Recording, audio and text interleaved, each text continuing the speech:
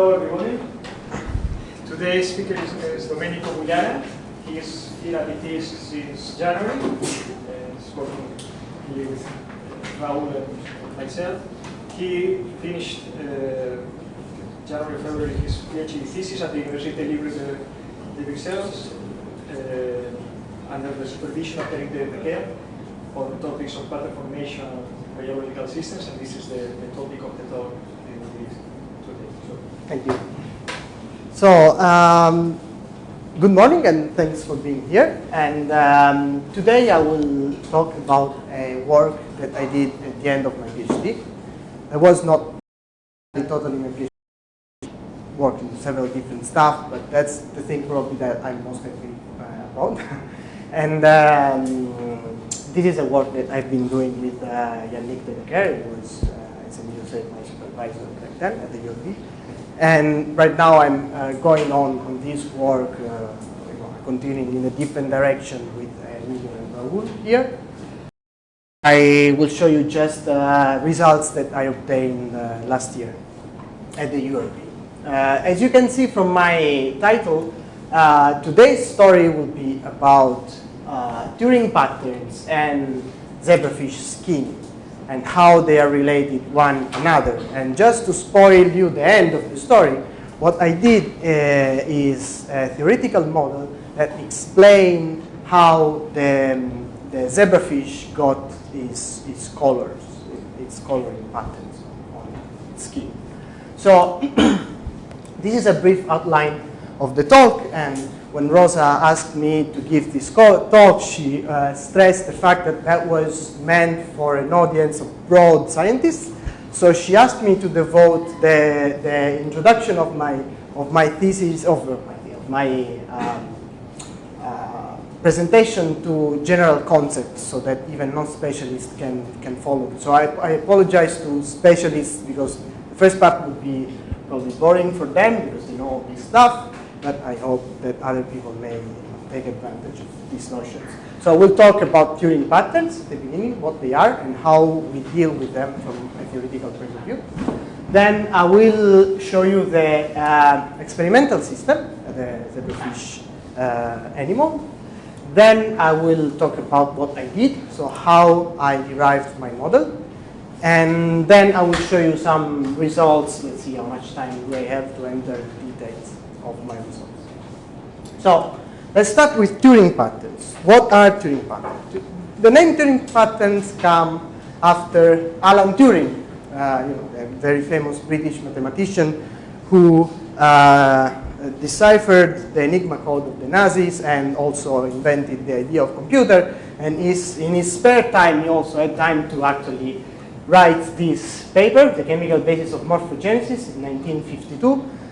Which is what it's called the seminal paper in my field, which is nonlinear chemistry.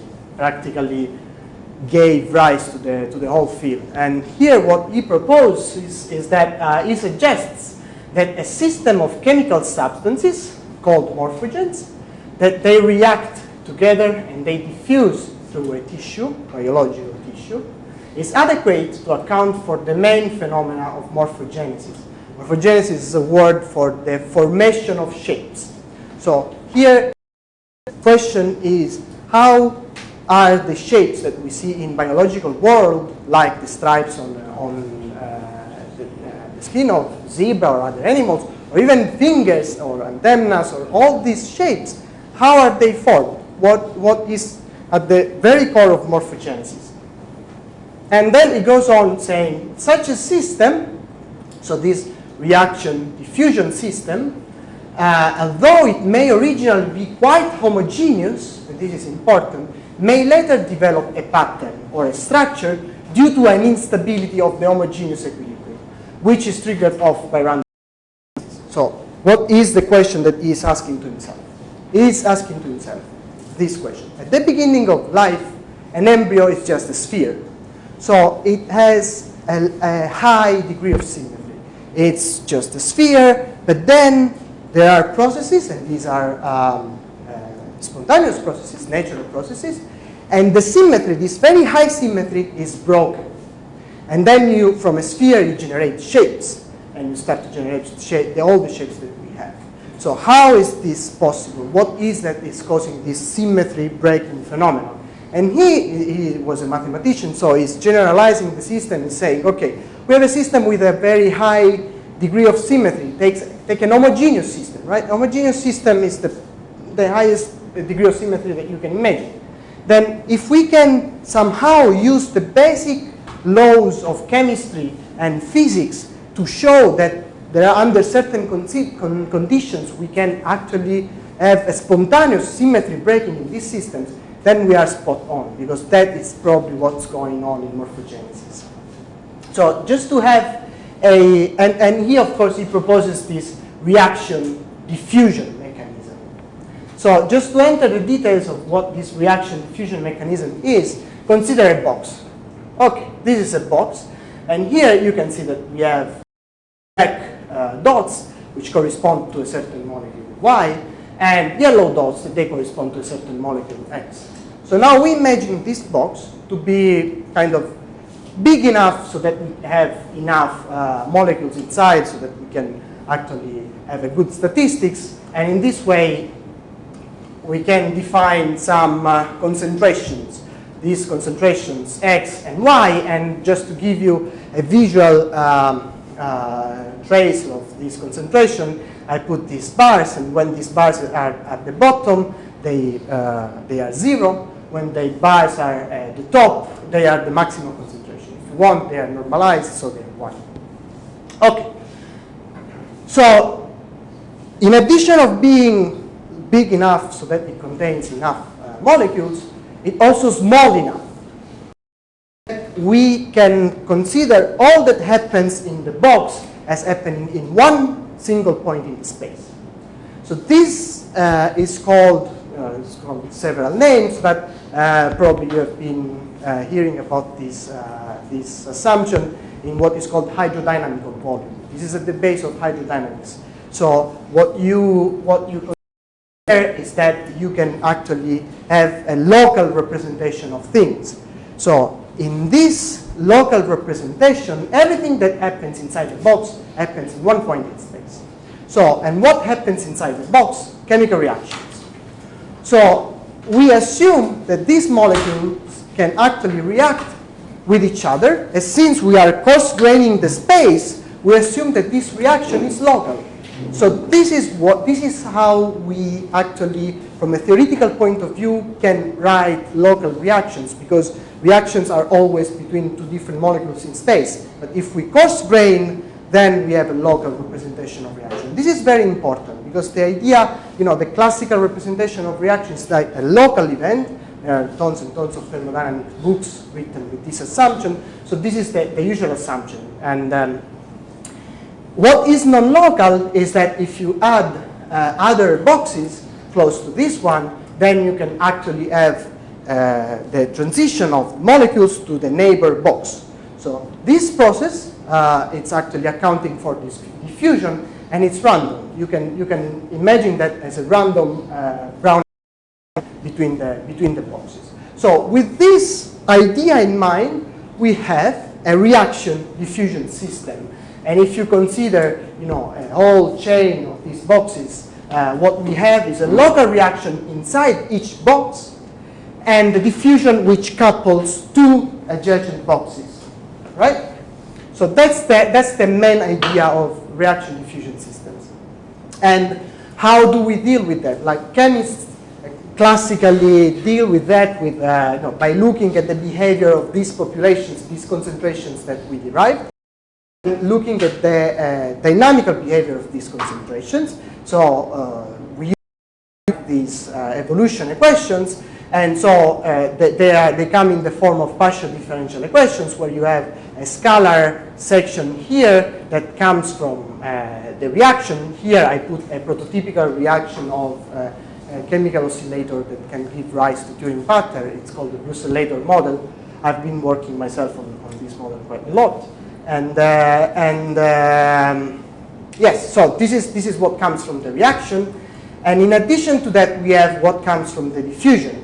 And here I would like you to notice something, that we have the Laplacian of x and it's actually triggering a change in x, and the Laplacian of y is triggering a change in y. This is called diffusion, and it's nothing more than the continuous limit representation of a Brownian motion. The idea is that you have stuff concentrated at one point, and then because of random motion, they will actually dilute over time.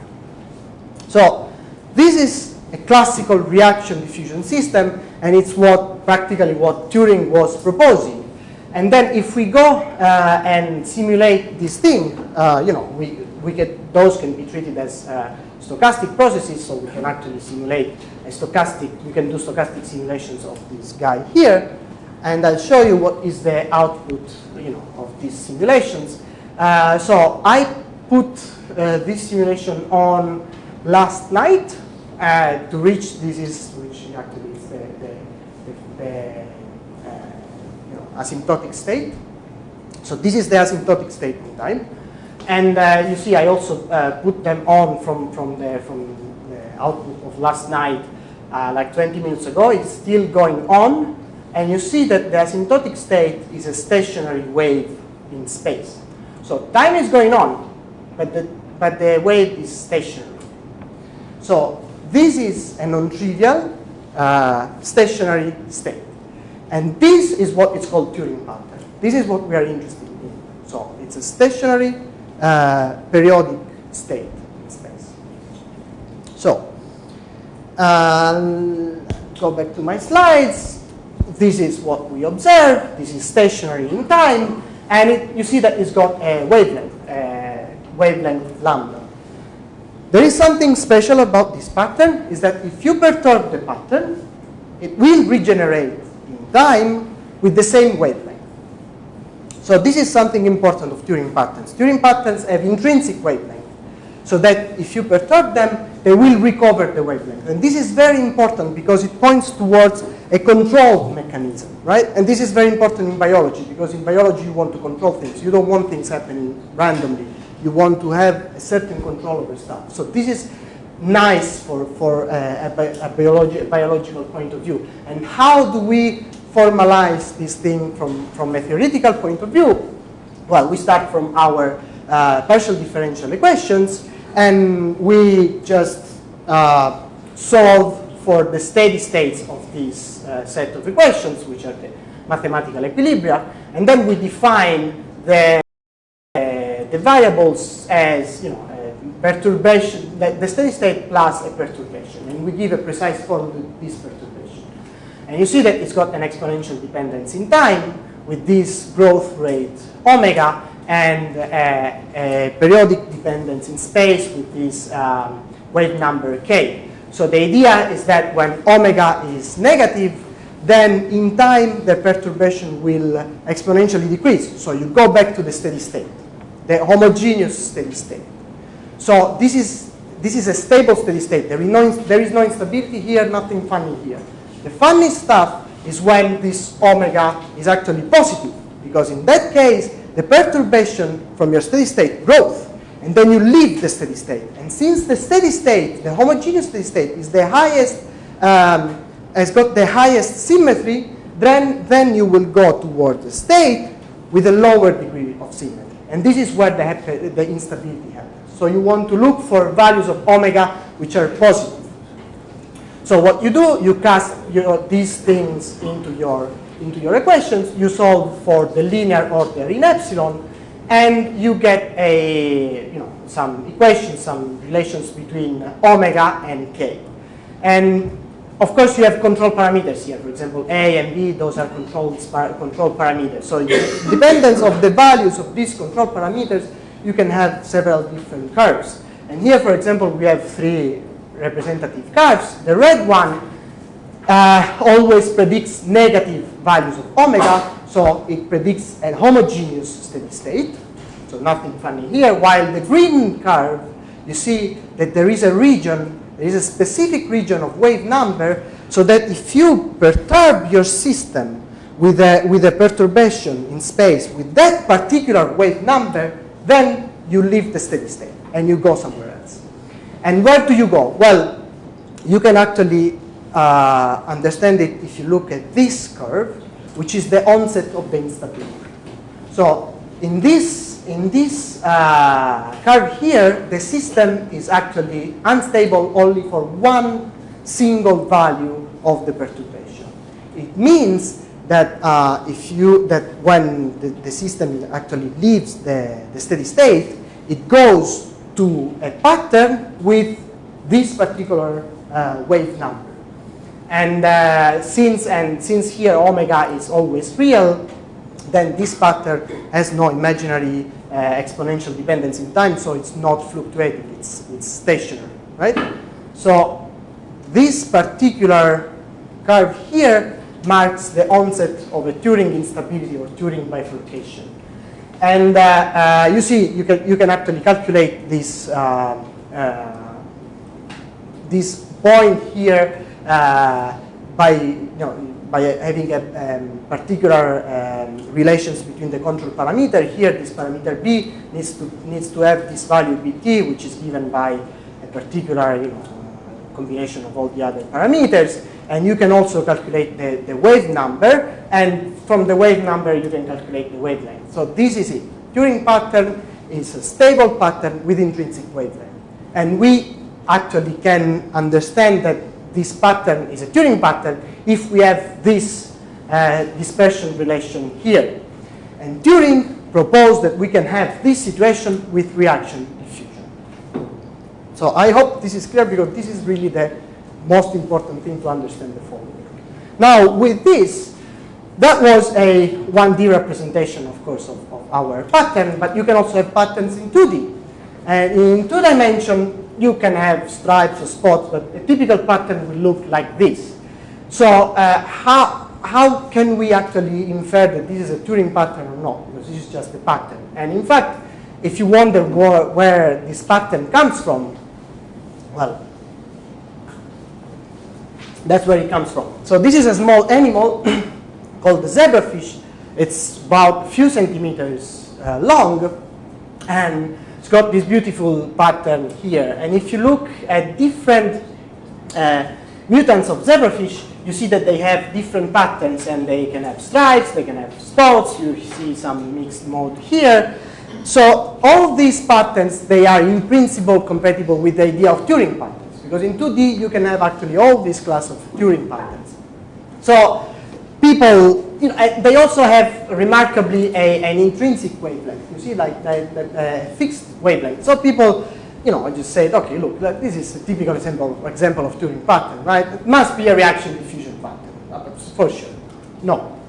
Why? Because if you actually zoom in the pattern, you see that the pattern is not formed by a nice continuous gradient of chemicals, that you can coarse grain, you can, they diffuse, they locally react. No way. They are formed, in any case, in all the cases, they are formed by discrete arrangements of whole cells. So these points here are just single cells, and you can have two types of cells. Melanophores, which are the black, and xanthophores, which are the yellow cells. Now, if you look at this picture, you can understand why this cannot be a reaction diffusion pattern. First of all, because cells do not react. Cells are not molecules. They do other stuff, but they don't react in the chemical sense. Moreover, if you look at the wavelength of the pattern, here, if you count them, there are around 10 to 15 cells. How can you coarse grain and define local reaction here? There's no way you can do that. So any process that involves two different cells must be non-local. So you cannot actually apply the idea of having a local reaction here. So local reaction, no way. What they found is that they have a very high non-local biological interactions. They interact with each other. I will talk about that. It's very non-local, at different distances, so no reaction at all. But moreover, what actually happens here is that they don't move. In a first approximation, you observe them.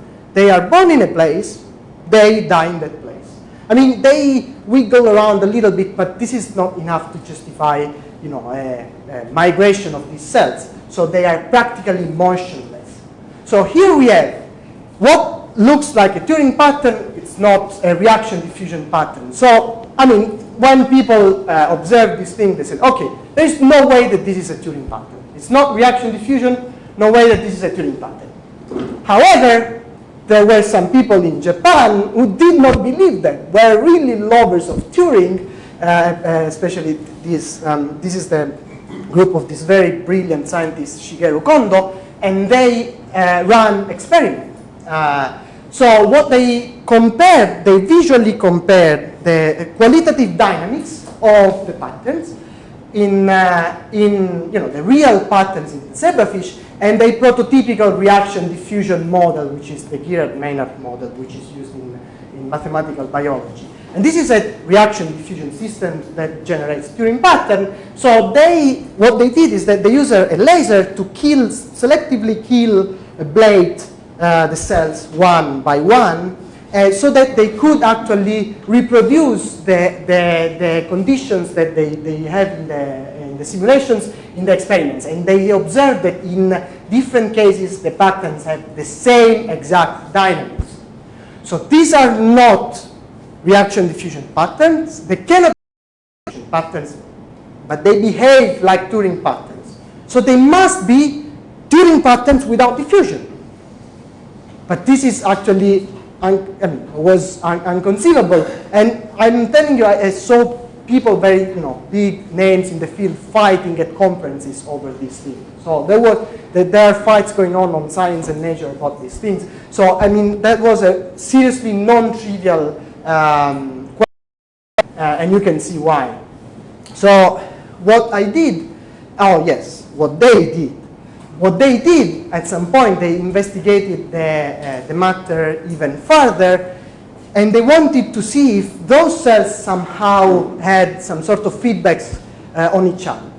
So what they have been doing always with their lasers, these ablation experiments, and they selectively ablate cells close to other cells, far to other cells, so that they can actually infer what is the dynamical response on the survival cells, etc., etc. I will talk a little bit more about these experiments later on, but what they infer in the end is that these cells actually regulate each other. And the idea is that when they are close to each other, they compete. They kind of tend to kill each other. So there is a short-range negative regulation feedback of the yellow cell on the black cell. It means that the yellow cell kills the black cells. And however, when they are far away from each other, the yellow cell helps the survivability of black cells. This is something that they observe. So, in fact, there is a long-range positive regulationary feedback. And so they asked themselves, well, if you combine these two, you have the yellow cell that kills its killer. So it's actually promoting its growth locally. So this acts as a short-range activation. However, the yellow cells, it's promoting the growth of the killer of a yellow cell at a certain distance. So this acts, the combination of these two acts as a long-range inhibition. And short-range activation and long-range inhibition is the qualitative recipe to have Turing patterns. I mean, in reaction diffusion system, the short-range activation is given by the reaction, and the long-range inhibition is given by a condition on the diffusion coefficients. So the inhibitor species, it must diffuse faster than the activator species. But the qualitative idea is the same. So they say, can it be that those things actually generate a Turing pattern? Yes? I missed a bit the point. Where is the long-range interaction coming from? What mediates? I will talk about that later. I have a slide for that. So, okay, maybe that those things are generating actually Turing patterns. So I wanted to test this idea. So what I learned during my PhD, in buses they are fond of toy models. So they told me if you want to understand something, just build the simplest model that contains the useful information. If it works, you're right, you are spot on. So that's what I did. I aimed for a brusellator of this stuff here. So the minima, so I wanted the minimal toy model so that it can serve as a proof of principle. And I know information, I have information on cellular level, so I don't try to relate them to any underlying chemical mechanism because I have already information on cellular levels. So if later on, moreover, there is not too much information on, on the actual chemical mechanism responsible for it. But in any case, when that will be found, it can be cast into this of a model, to actually get parameters value. And then I actually introduced no diffusion. In fact, I introduced no motion at all because I want to test. I want to test if I can have Turing pattern without motion. As I was telling you, this is not exactly true because they found a certain degree of mobility of these cells, but this is a really short range movements. They are not extensive enough. There is a whole literature about that. They cannot be responsible for migration of these cells. So I don't need that in my toy model. And what I did was the simplest thing I could come up with. I imagined the skin of the fish, I brutalized it into a lattice, a square lattice. And then I, with an average cell size, which is the box size, which is equal to the average cell size here. And so and then I define these Boolean variables, if you want to spin value 1 or 0, for each point in the lattice. And so for a black box, I have this mi, yellow box xi, and white box, which means that it's an empty region of space without pigment cells. Then I have this si. And I also introduce a non-overlapping condition. So I say in each box there can be only one of these possibilities. It amounts to take into account this actually balance equation here between the three spin variables. So that's the, and if you wonder if this is actually physical, it's realistic, it is, because there is a whole literature on the fact that xanthophores and melanophore rests on two different cells and they barely overlap. You can actually forget about these things. So they're actually non-overlapping. So this is an assumption that I got from experiments, this non-overlapping assumption. Okay. Once I have my shell, I cast inside the processes. So I start with the cell birth. So I hope there is no biologist in the room because they would kill me at this point because this should be called cell differentiation. But I apologize. I'm not a biologist, so when I came up with this model, I took the jargon from physical chemistry. So this for me is a birth of a new cell. And how this birth process works? Well, the cells, they are generated actually in a part of the body of the fish, which is called the neural cortex. It's like on top of the trunk of the fish. And then they migrate across, inside the body of the fish until they accumulate below the skin, below the hypodermis. And here is where the pattern is seen, is generated. So that at some point they can randomly pop out in the skin. So this emergence mechanism I call cell birth, and I just visualize it with these green arrows. And for me, this is a stochastic process, right? You take your lattice. You say, okay, I have a cell at position I. Then, with a certain probability px, a yellow cell can be born in an empty space because they are non-overlapping, right? So that's my birth of yellow cells. And then, of course, I can just write them in single notation like this.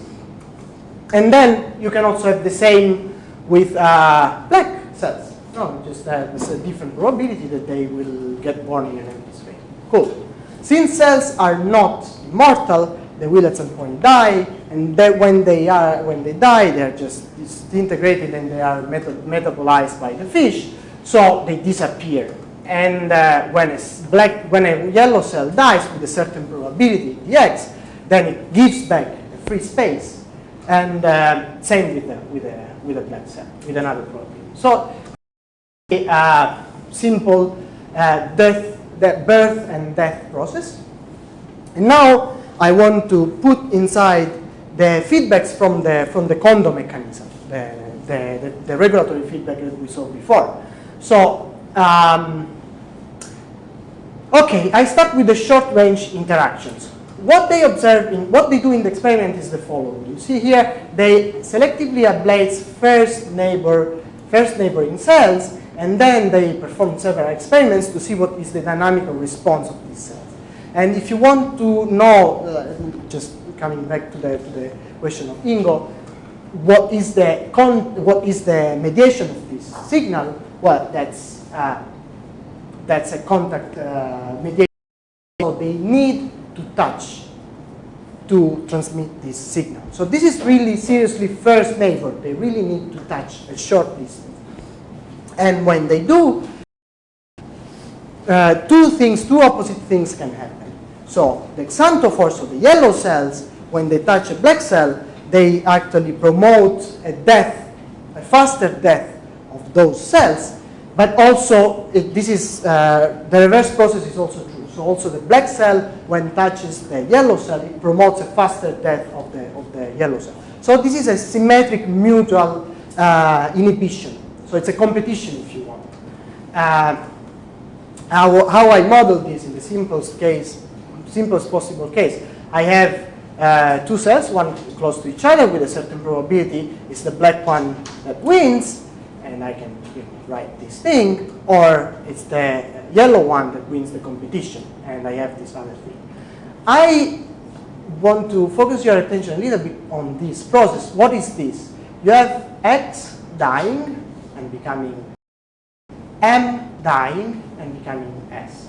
It's the same as the death process. However, this is a death process of X catalyzed by the presence of M at short distance. So this is always a death process. There is no motion involved here. There is just the it's only a catalysis, well, in chemical jargon, right?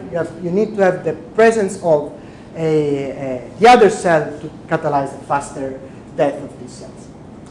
And with that, I just need the last piece of my puzzle, which is the long-range interaction.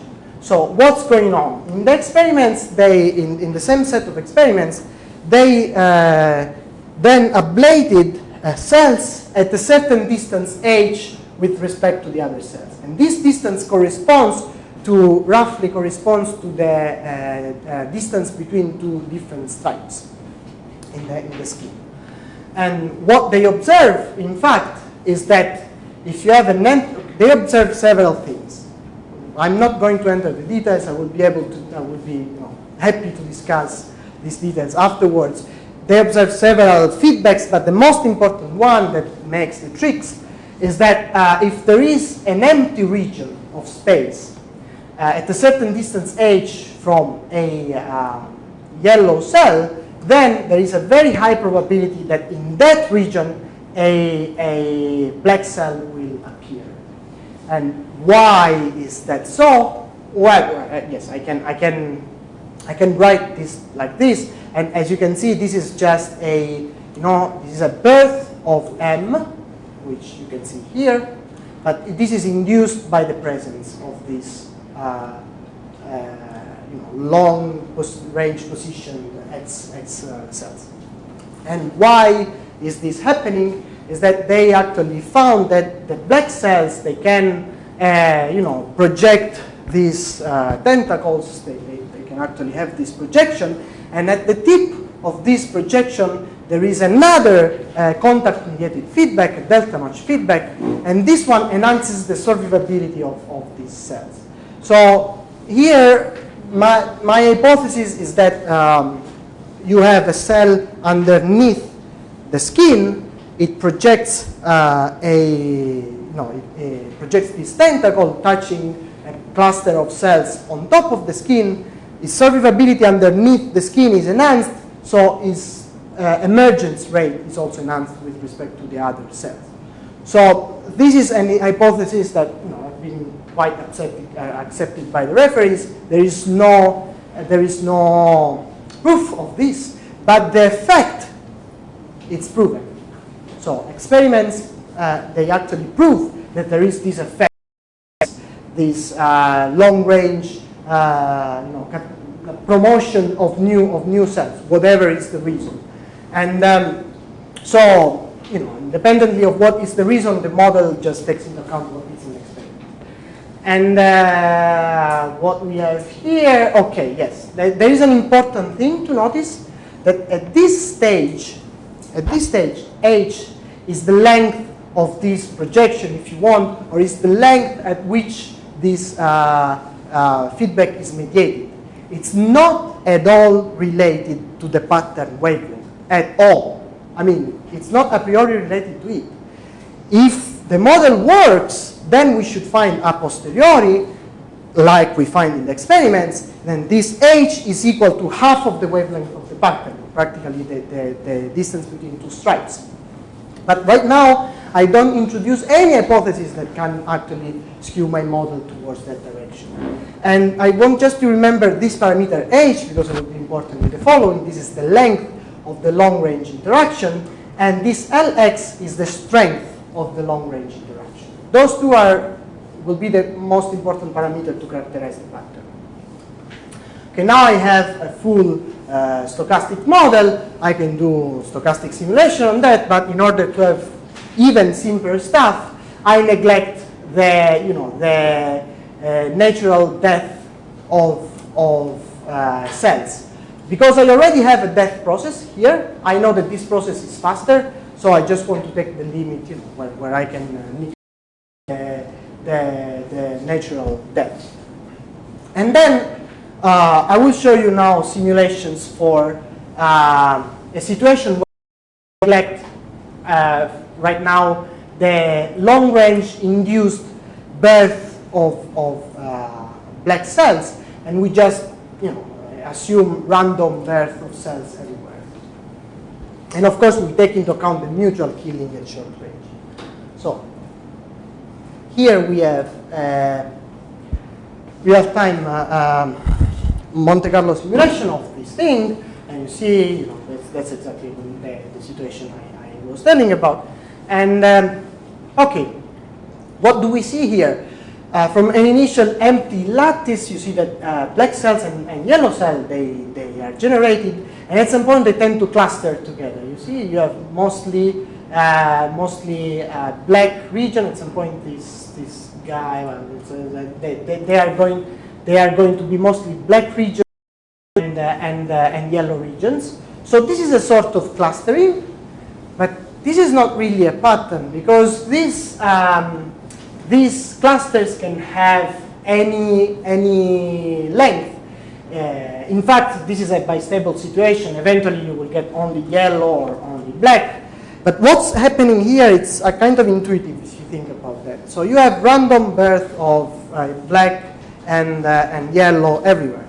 And then, with the same strength, because I impose the same strength, they kill each other. So this mutual killing actually becomes a sort of majority rule. If I am a yellow cell in the middle of black cells, it's actually very likely that I will be killed. So this is what tends to cluster these molecules together, but there is nothing that controls the wavelength, the length of these clusters. So this is, I would say, half of the puzzle, but it's not the whole story. What is the whole story? Is kind of this thing. So now I am neglecting the random birth of black cells, and I am substituting it with the long-range mediated birth. So this is what I'm doing here, is that I am actually supposing that a black cell can only appear at a certain distance h with respect to my yellow cells.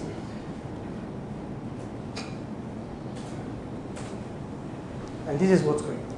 So you see, they randomly appear, but they tend to cluster together, but you see immediately there is a difference here. So the domains now are controlled. So what is going on here?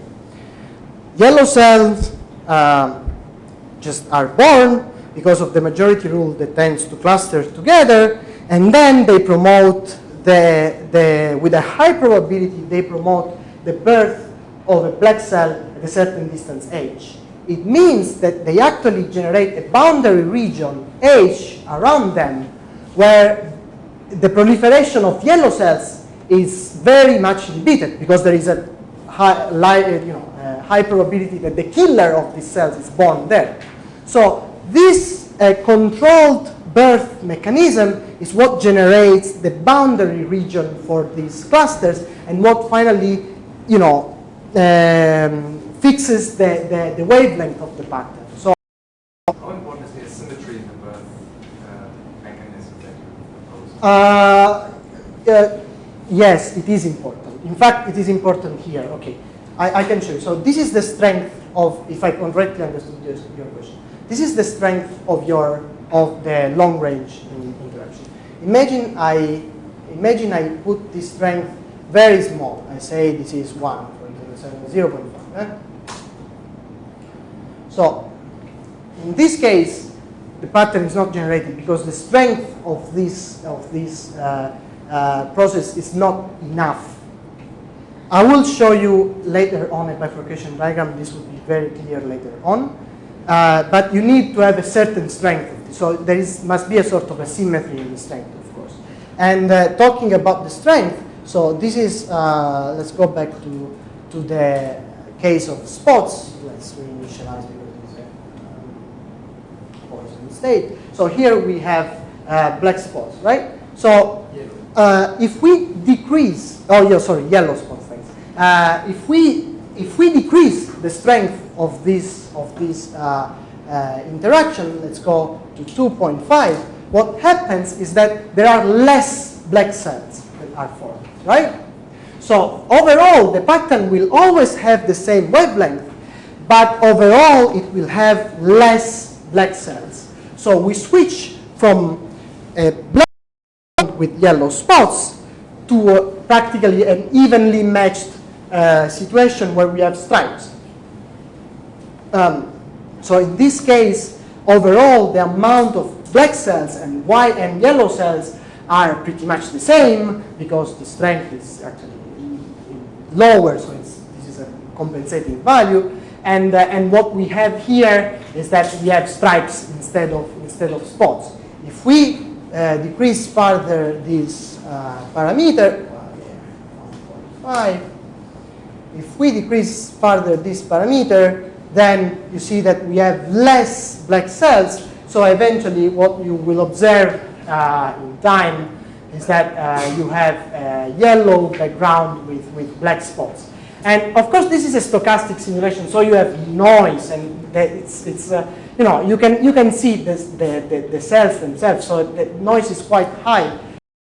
Nevertheless, if you forget about the noise, this is quite stable, and this is stationary. This is a stationary pattern, So in this pattern actually looks like a stationary pattern with an intrinsic wavelength, and this wavelength is given half of this wavelength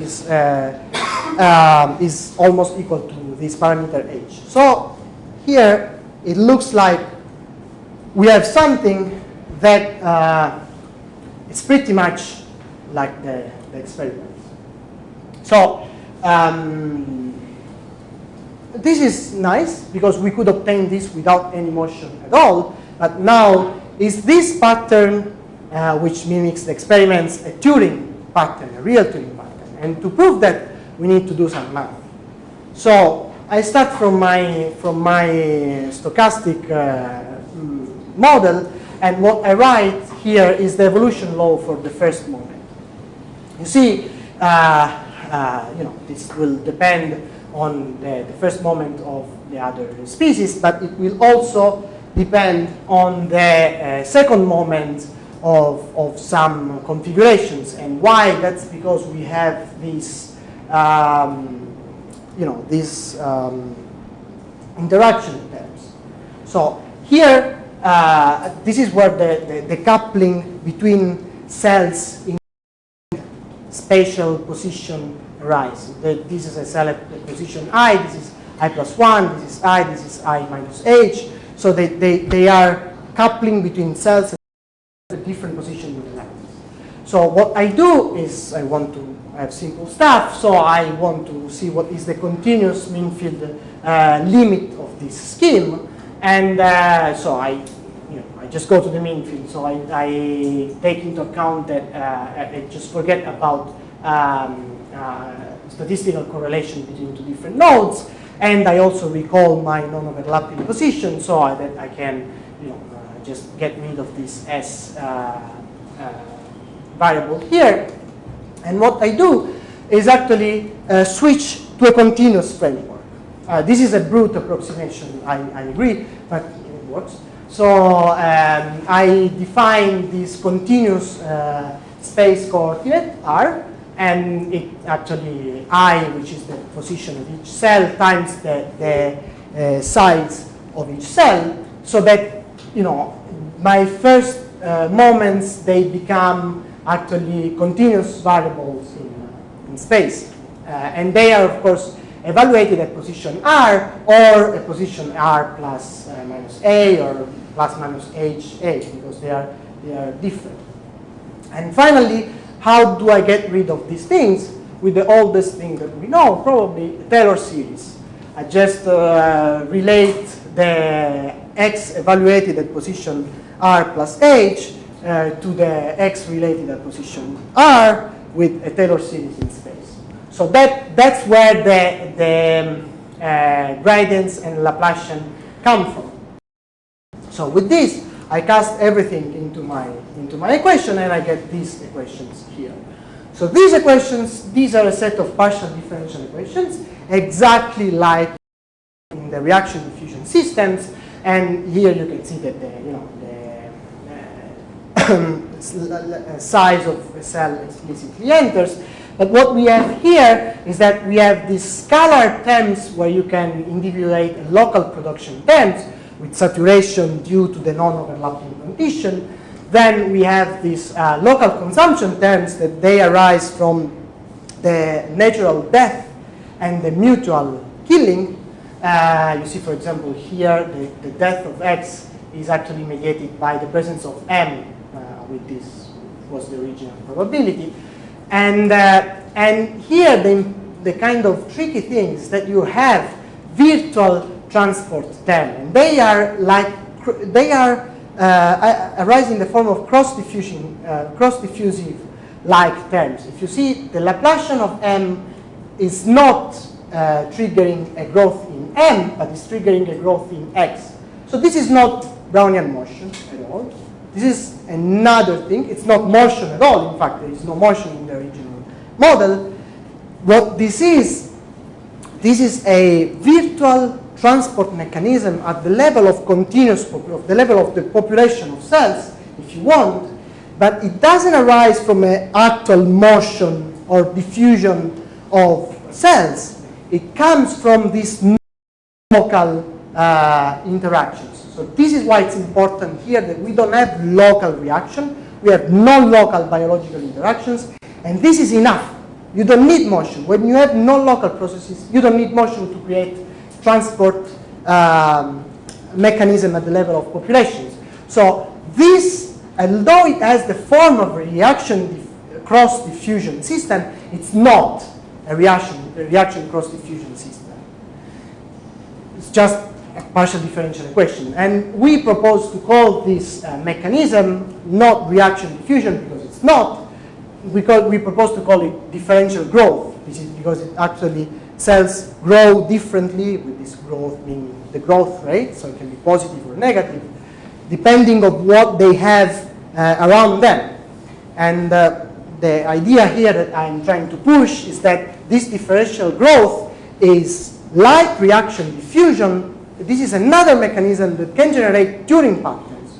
So what I'm trying to push here is that Turing pattern cannot just be generated by reaction diffusion. There are other mechanisms, and differential growth is another one. And it's what arguably happens in the fish. So how, some math to see if there is a Turing instability, you can do exactly the same thing that I did before, and you come up with this relation, which is very general. And here, if this parameter h has this particular value ht, which is given by a combination of all the other parameters, this a, b, c, they are complex combination of all the other parameters. It's a huge thing, but it doesn't matter. There is an analytical condition for this, then you have a Turing instability. But just to give you, something, a visual thing, more than messy equation, let's go, let's just simplify these equations. First of all, let's just take back the assumption that we did before. So here you see that the death is given by the natural death plus the induced death, the short-range competition, and also the birth of M is given by the natural birth plus the long-range induced birth. So I forget about the natural things because the induced one, they are faster. So that's what I do right now. And moreover, I, just for the sake of simplicity, assume that the competition is evenly balanced. So those Sm and Sx are equal, and I can normalize for all the other parameters, so that I have this set of, there are only 3 parameters, if you see, Bx, Lx, and h. So if you give a reasonably trivial value for Bx, then non-reasonably trivial value for Lx, you get this beautiful value for the Turing instability. And if you plot the dispersion relation before the Turing instability, at the Turing, and after, you get the typical diagram of typical signature of a Turing instability with this beautiful dispersion relation that we had before. So this actually proves that these patterns, they are Turing patterns arising from a Turing instability. And you can also plot the, this ht is the critical value for h at the instability, and you can plot half of the wavelength that you can calculate from, from analytical things as we saw before. And you see that they match. They are not exactly the same. If you look at the mathematical expression for those two things, it's completely different. But they happen to have similar values. This is very non-trivial because it's not trivial that they are the same. They happen to have similar values. If you change some parameters in the system, they are not the same. So that's very important for me because it shows that even analytically, I can have a match on the length of interaction and the half of the wavelength of the system, which is the crucial thing that they observe in the experiments. So theoretical, like analytical match, and I also have simulational match for the nonlinear behavior, which I cannot access with just linear stability analysis. And this is a very, very simple, surprisingly simple mechanism for something that in principle is very complex, which is pattern biology. So you really have, if you here, of course, for the simulation, I plot the value of h that I put in the simulation. That for increasing h, I increase the wavelength. But yes, the wavelength. So the wavelength is controlled by h. But actually, the geometry, given of course noise in the simulations themselves, the geometry is controlled by this strength of the long-range interaction. They happen, to be not related. One is controlling one thing, and the other is controlling the other thing. So this is an extremely simple mechanism. You have one parameter controlling the geometry, the other one controlling the wavelength. So, and with this I come to my conclusions that are, of course, that the Kondo mechanism is able to generate patterns of intrinsic wavelength via Turing instability without motion. Without diffusion, without motion, you don't need that. Still, they are Turing patterns. It cannot be cast into a reaction self-diffusion system like with thick and diffusion. This is what people have been trying to do over and over again. It doesn't work. First of all, the form of a reaction cross-diffusion system, but also because this is not a reaction diffusion mechanism. It's not a reaction diffusion mechanism. It's something different. We should acknowledge that. I propose to call it differential growth. And the core idea is that you have no local interactions. You have no local interactions that promotes a virtual non-trivial transport. And the pattern selection is very, very simple. You have one parameter, which is the length of the long-range interaction controlling the wavelength, while the strength of the long-range interaction controls the geometry of the pattern.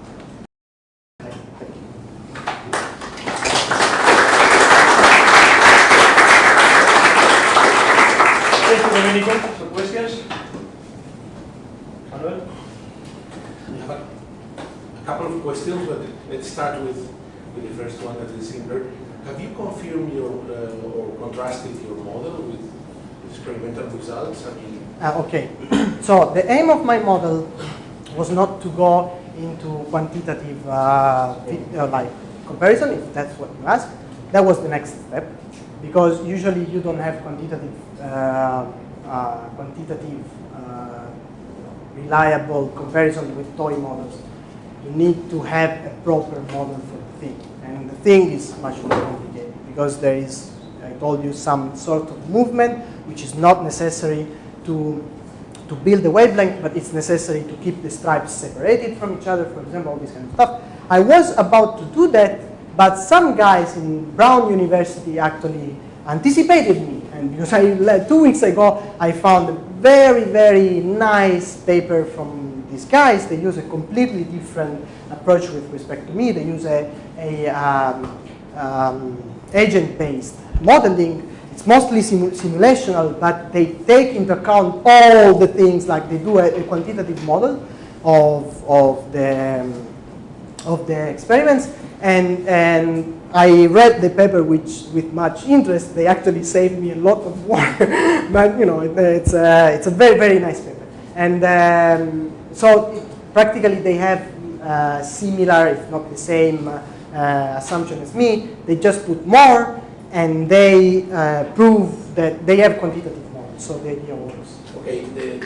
The second, I'm really puzzled with your, the kind of interaction you present. I mean, this short range inhibition and long range activation. This short range inhibition is the same as it's called in the field lateral inhibition. Because this comes already from Kieran, Meinhardt. The long range, I have no clue. I mean, so the long range, surprising. the long range, I know it's a delta notch signaling. If that's short right. range also probably. Probably also. But short range. I don't know if you know the work of Collier, Monk, and so on. Yes, Monk, yes, yeah, totally. Actually, I I can give you some. There is this paper here. Here's the reference of the paper. Here they talk about the short range, and they actually say what this is exactly. So I can give you the paper here. I don't remember by heart. Related to the so-called salt and pepper patterns. I don't know if you have heard. Like what? Because yes, there is delta. Okay, there is another work of Monk. There is he has been doing some work. I haven't seen really Turing pattern in his work. It's more like generating clusters or non-trivial arrangements, but he's mostly focusing on the signaling that actually mediates the delta notch, like on the biochemistry of the signaling. Here I completely ignored that. If you want, the work of Monk will be giving a number that I cast in my probability. And then with that, I have a model. So this is a much simpler model than that. There have also been other people that have been trying to kind of rationalize this pattern with adhesion, like with cadering adhesion signaling, but they have to rely on motions. So these interactions, they are attractive interaction, they stick together, or repulsive interaction, and they repel. But this is not what's going on here. Okay, thank you. Okay, next question. Damian? Yeah, non-local interaction you showed. Can you show me that Yes. branches of the cell? In your model, you assume that a point is Yeah. so that looks very. In your model, you couple h point with any point at the distance h, Yes. and you are shuttle. Yes. This doesn't look much. So that Yeah. you show there you have only one tick going down. Yeah. So the thing is that this is not a static situation. The cell actually project this branch, but they move around and they also move around the branch. So you think that that's moving around and touching other cells? This is moving. So when I do my modeling, I take the first moment of the spin molecules. So this is an ensemble representation of what's going on here. So you know, if you want, there is a probability that this cell extends the projection in a direction, but there is an equal probability that extends the same projection in the other direction. And since cells continuously grow and die, then at some spot in the lattice, at some moment you can have a cell with the projection in one direction. Then it dies. There is another cell with a projection in the other direction. Evidence of that. What? There is biological evidence of this. Yes, as far as you know, yes. You could simply actually, I mean, this discussion about movement and non-movement, Yes. I don't actually like a lot. Mm-hmm. Here you could actually just assume instead of this, assume that this cell segregates some substance that diffuses a set of distance. Yes. And do exactly the same thing. Totally. That's what, for example, Kondo has been doing in 2009. They did that. This is actually, if you want. I mean, I think that move or not move, in the end, is that something reached from one point of view? I don't agree with you, but we can discuss. If it diffuses, it will also excite everything here. And it only excites here. It doesn't. Instead of putting 2 points. But anyway. But it's not like that. If you, instead of putting 2 points, you put another kernel. But the point is, Yeah, but that's not what happens. In the experiment, that's not what happens. okay, I think we should go for a couple more questions. But then why the continuous model is such next neighbors interaction? What? I can buy that the discrete model has long range interaction. Then the continuous model ends up being just a gradient. Yes. This is why next neighbors interaction. Yes. It's not what you need for the patterns. It's all that generate the patterns. What is the long range interaction there? Sorry, the long range in the The long range actually, if you want, the long range is this parameter h, because In the continuous model, what is One of the the Laplacians has a coefficient larger than the other. That's it. That's not long range interaction. That propagates. That propagates is moving comes from from long one range. place to the other in a continuous way. yes, that's an approximation. I agree. So at the very end, you don't need long range interaction. If you don't have long range interaction, you don't have the h parameter. in the microscopic. No. Look. No. This is wait. Can I have your attention?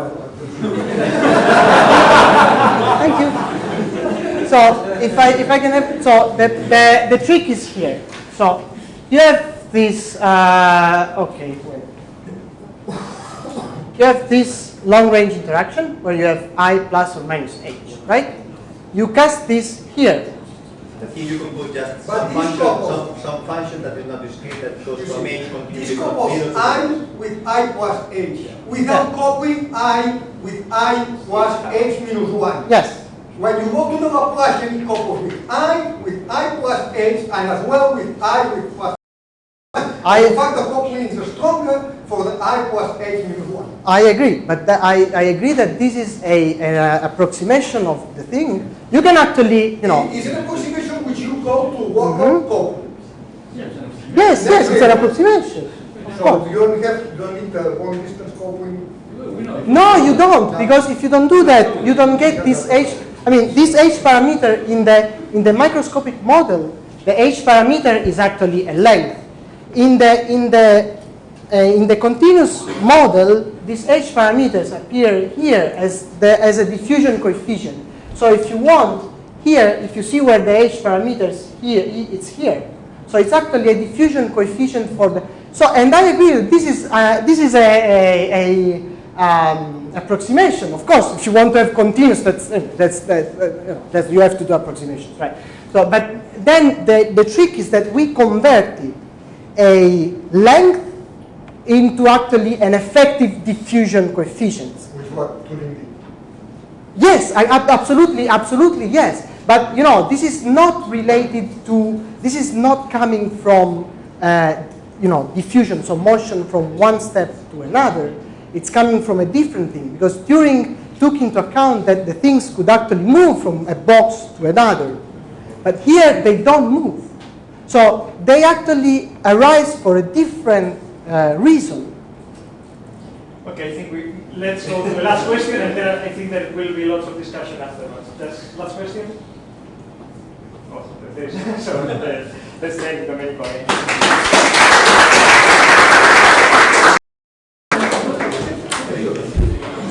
Nice.